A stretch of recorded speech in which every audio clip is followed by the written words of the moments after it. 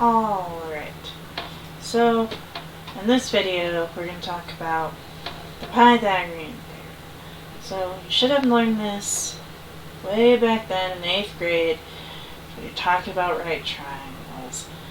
Well, in this case, all we're doing is using the Pythagorean Theorem to solve for a missing side.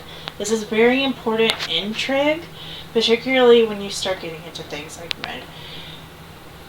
measuring angles or doing things like what's the sine of 47 degrees. These things, using the Pythagorean Theorem is important, especially to find the hypotenuse in a lot of cases. So in this case, we're just going to find missing sides of three triangles. First triangle we have has a missing hypotenuse.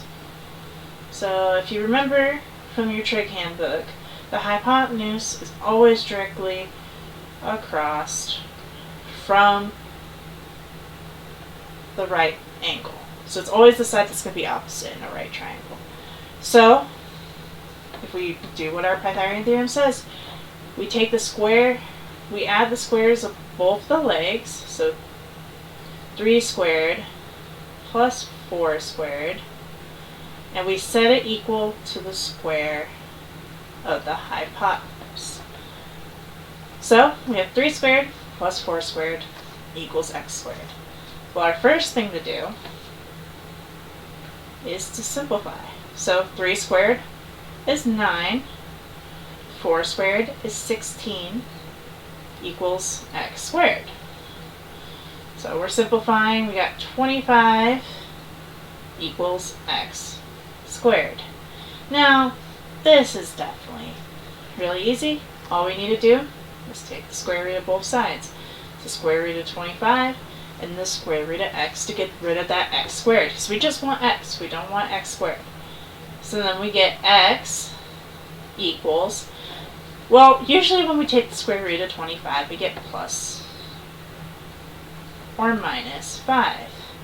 But since we're dealing with distances, the hypotenuse of a triangle is considered a distance. We don't have plus or minus, so we just get 5.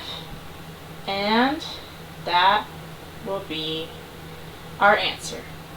So this is one that was really easy because I particularly picked something called a Pythagorean triple.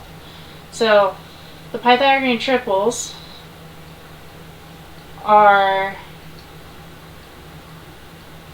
sets of numbers that make the Pythagorean theorem easy. So some of these are 3, 4, and 5. There's also some that are like 7, 12, and 13. 5.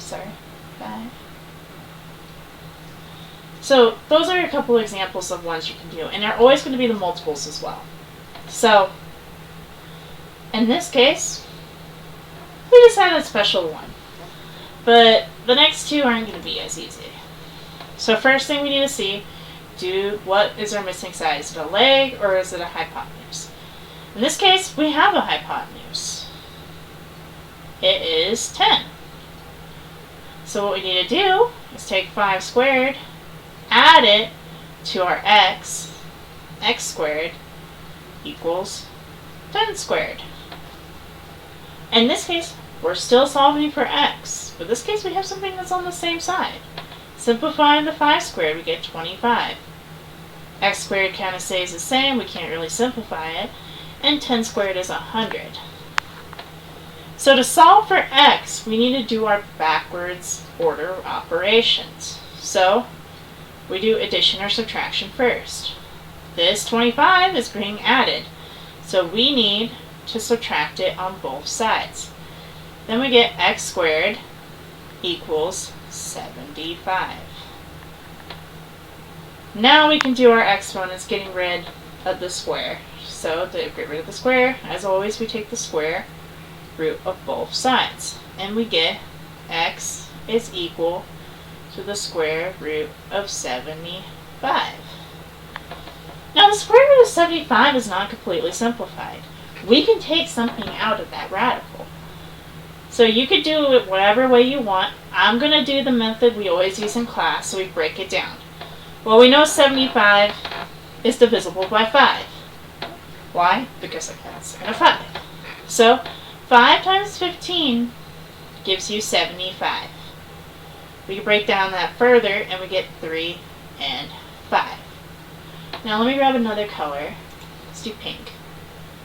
Now remember, the index indicates that what we have. We have that mystery, that secretive 2 that we're never going to we're never going to see because it's a square root. But 2 is our index, so we're looking for pairs. Well, luckily for us, we have a pair of 5s.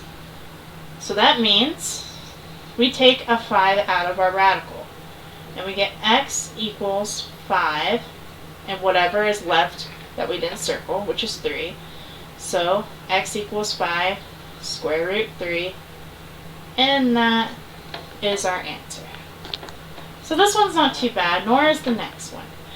But if you don't have something that turns out nice, like 5, you're going to have to do as much as you guys don't like it, you're going to have to simplify the radical. So one last problem, right here, this purple triangle. So first we check to see where our hypotenuse is. Well, it's right there. What we need to do is now add our legs. So we have 2 squared plus x squared equals 3 squared. Well, 2 squared is 4 plus x squared, so we can't simplify it, and 3 squared is 9. Now, we subtract 4 on both sides to do our backwards order operations, and we get x squared equals 5.